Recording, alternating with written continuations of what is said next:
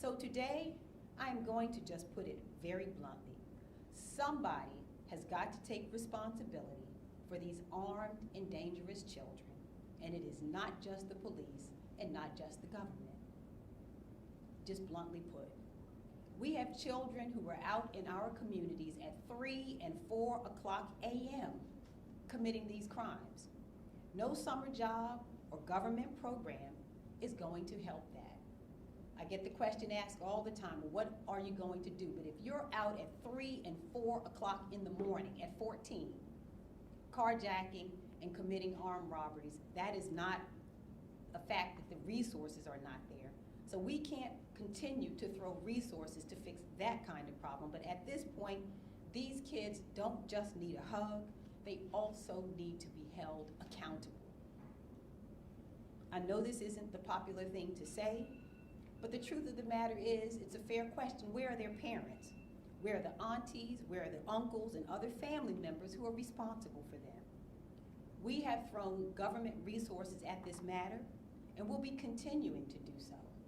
But we're also requesting an emergency meeting with the Department of Juvenile Services and continuing to work collaboratively with the court system to understand how these kids are being held accountable.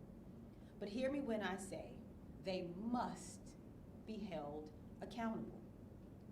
As county executive, it is my job to create and fund programs that we've created to tackle this issue. It's also my job to fund the police department and ensure that they are doing their jobs well.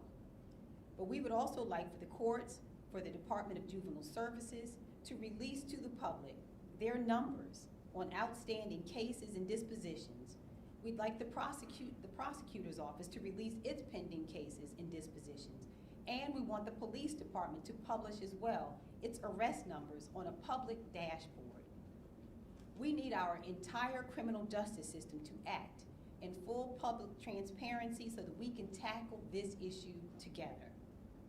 In the meantime, I think it's critical that we have a cooling off period.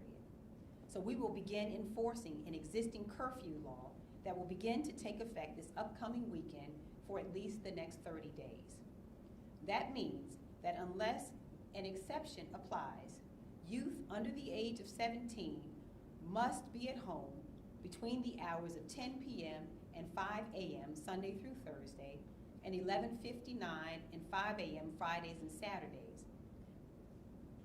And otherwise, they must be accompanied by an adult. There are several steps of enforcement, beginning with a warning and a parent or guardian who is not notified. And if a parent doesn't respond or fails to respond regarding their child, the child will be released to social services. Parents and owners of establishments who allow youth to remain on premises during times where they should be at home will face fines including $50 for a first offense, $100 for a second offense, and $250 for subsequent offenses. And this is all in the law. This is not something that I am making up. This is all current Maryland law. Simply put, the enforcement of this law is to protect our children. Children 17 years old and younger are not legally responsible for themselves.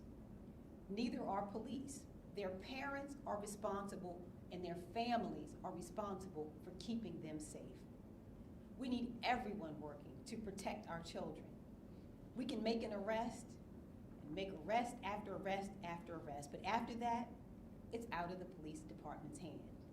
Again, where are the parents of kids who are out carjacking at 3 a.m. in the morning?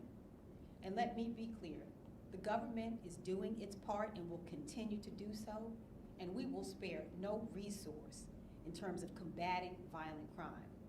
Chief Aziz will talk a bit more about the efforts of our police department to combat crime. And again, we could continue to spend resources on this issue, but until people start being held accountable, we're not going to fully be able to tackle this issue in our community. We need everyone to step up and do their part. And again, we don't need just hugs, just warnings, but the people who are committing these acts of violence in our community now need to be held accountable. and face consequences for absolutely terrorizing our community.